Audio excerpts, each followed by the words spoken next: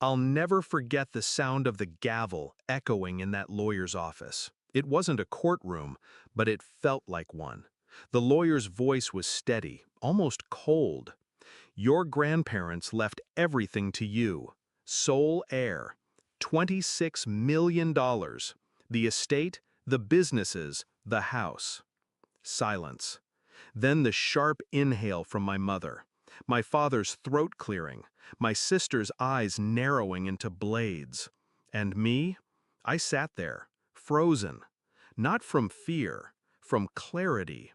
I knew in that moment they would hate me for it. That night, I learned what blood really meant. Family. A word that's supposed to mean safety. But when 26 million is on the table, safety turns into war. They demanded I sign it over, said I owed it to them, that I was just a kid, undeserving, incapable. I refused. So they did what I half expected. They threw me out. No bag, no warning, just rage and a slammed door. I stood on the street with nothing but the keys to my grandparents' house, and for the first time, I felt more like their child than my parents. The house was quiet. Too quiet. Every corner smelled like them. My grandmother's lavender, my grandfather's old cigars. And underneath it all, a weight. Their absence was everywhere. But I wasn't alone. Not really. Because as I walked through the hallways, I could almost hear my grandfather's voice. "We prepared this for you. Don't let them take it." That's when the shift happened inside me. I wasn't going to beg. I wasn't going to run. I was going to fight, on their terms. The first step was silence. When the calls came, shouts, threats, my father's booming voice demanding meetings, I ignored them. They wanted me rattled. I gave them stillness instead. The second step was control. I went through every document my grandparents left me, their businesses, their trusts, their investments. It wasn't just wealth, it was strategy. They'd built an empire that could defend itself. The third step was timing. I knew they'd come. I knew they'd try to storm the house, corner me, intimidate me. So I prepared for that day. And it came.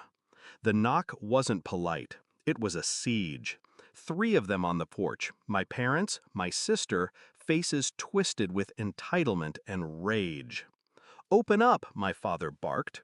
When I didn't move, he slammed his fist against the door. "You don't deserve that house, that money. You hand it over now or we'll—" I opened the door. Calm, no fear. And I wasn't alone. Beside me stood a man in a sharp suit, briefcase in hand. The executor of the estate. The lawyer they thought was finished with me. But he wasn't alone either. 2 more figures stood just behind him. Security. My security now. Hired through the trust my grandfather set up for exactly this scenario. My family's mouths opened, then froze.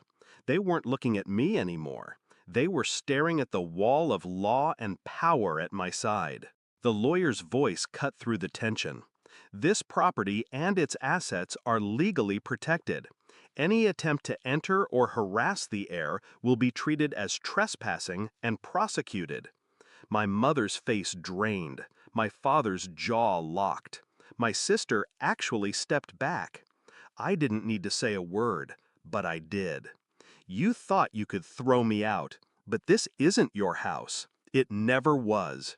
Grandma and Grandpa chose me, and they prepared for you." Silence. The kind that hurts more than shouting. They wanted me helpless. Instead, they were the ones standing outside, powerless, looking in.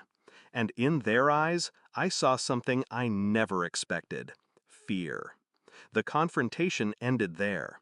They left, not with victory, but with the sour taste of defeat.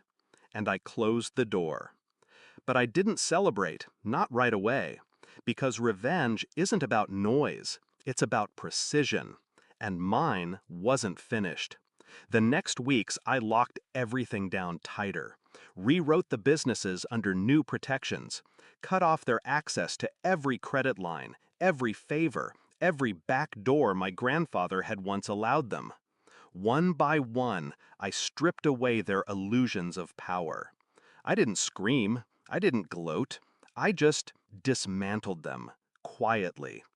Now when they look at me, they see more than the heir. They see the reminder of what they lost, the reflection of the grandparents they underestimated, and the wall they can't climb. Do I feel guilty? No. They chose greed over blood. They chose to throw me out into the cold, and in doing so, they gave me clarity. They taught me that family isn't who shares your blood, it's who stands beside you when the knives come out. Sometimes at night I sit in my grandfather's study, the lights low, the silence heavy. I pour a glass of his whiskey, and I wait, just long enough to hear the echo of his laugh in the walls. And I whisper, "They tried, Grandpa, but they failed. You built this for me, and I'll never let them take it." That's not grief speaking. It's promise. It's vengeance carried to completion. Because the truth is simple.